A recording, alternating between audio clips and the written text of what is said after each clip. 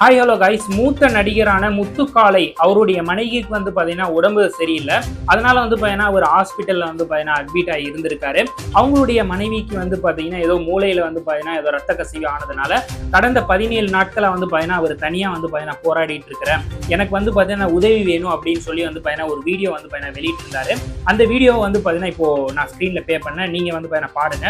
வணக்கம், நான் நகைச்சுவை ஸ்டண்ட் நடிகர் முத்துக்காளை. கீழ்ப்பாக்கம் கேஎம்சியில் எனது மனைவி பெயர் மாலதி, வயது 47. தலையில் ஏற்பட்ட ஒரு இரத்த கசிவினால் ஒரு ஆப்ரேஷனுக்காக சேர்த்தேன். ஆப்ரேஷன் முடிஞ்சு கிட்டத்தட்ட ஒரு 17 நாள் ஆச்சு. பட் அந்த மூலையில் உள்ள ஆப்ரேஷன் சரியானாலும் கூட அதனால் ஏற்பட்ட நுரையீரல் தொற்று, அந்த சின்ன சின்ன தொற்றுகள் என் மனைவி மூச்சு விட முடியாமல் சிரமப்படுத்தினது.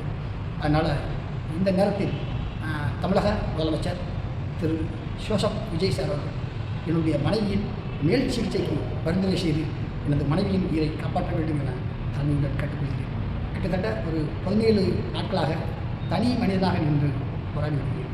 இந்த நேரத்தில் தமிழக முதலமைச்சர் ஜோசப் விஜய் சார் எனக்கு உதவி செய்தால் என்றென்றும் நன்றியோடு இருப்பேன். நன்றி.